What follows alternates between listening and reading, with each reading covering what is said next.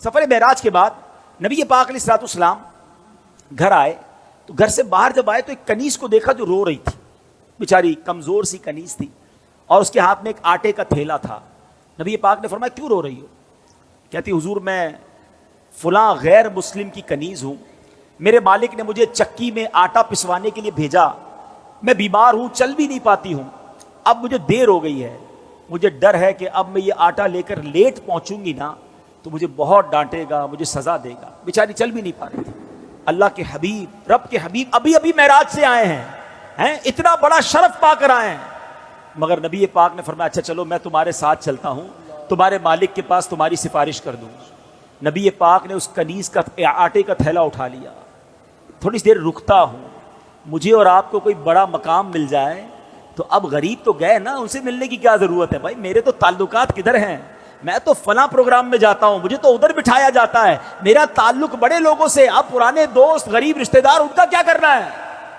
ارے عرش کے دولہا بن کر آئے ہیں اور کنیز کے آٹے کا تھیلا اٹھا رہے ہیں۔ تیری عاجزی پہ لاکھوں، تیری سادگی پہ لاکھوں، وہ سلام عاجزانہ مدنی مدینے والے۔ سنو میرے آقا اس کے گھر پہنچ گئے، دروازہ کھٹکھٹایا، وہ نبی پاک علیہ الصلوۃ والسلام کو جب دروازے پر غیر مسلم دیکھتا ہے تو ہکا بکا رہ گیا، جانتا تھا کہ یہ مسلمانوں کے نبی ہیں، تو کہا آپ کیسے تشریف لائے؟ تو فرمایا کہ یہ تمہاری کنیز ہے، پریشان تھی، ڈر رہی تھی تمہارے پاس آنے کے لیے، اس کو معاف کر دو۔ وہ پتہ ہے وہ کیا کہتا ہے، وہ جو غیر مسلم تھا، کہتے پہلے مجھے بتائیے آپ کو آج رات معراج نصیب ہوئی ہے نا؟ غیر مسلم کہتا ہے اے محمد صلی اللہ تعالی علیہ وسلم آج رات آپ کو معراج نصیب ہوئی ہے؟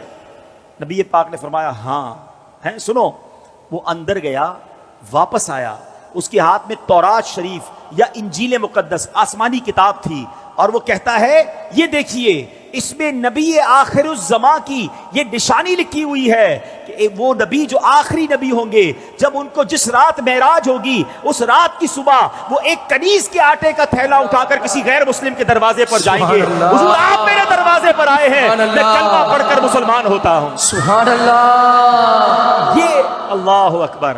اب یہ میرے آقا کی شان ہے کہ نبی پاک کی اس معراج کا ذکر اور معراج کے بعد اس عاجزی کا ذکر بھی آسمانی کتابوں میں موجود ہے۔ ارے جن کے نصیب میں ماننا ہوتا ہے، جن کے مقدر میں ایمان لانا ہوتا ہے، جن کے مقدر میں عشق رسول ہوتا ہے، ان کو یہ سعادت ملتی ہے۔ بڑی پیاری بات شاعر کہتے ہیں، عقل والوں کے نصیبوں میں کہاں ذوق جنون۔ ہاں، ہر بات عقل سے نہیں تولی جاتی، ہر بات لاجک سے نہیں دیکھی جاتی۔ عقل والوں کے نصیبوں میں کہاں ذوق جنون، عشق والے ہیں جو ہر چیز لٹا دیتے ہیں۔ جیسے میری سرکار کے بولو ایسا نہیں کوئی، جیسے میرے سرکار کے ایسا نہیں کوئی۔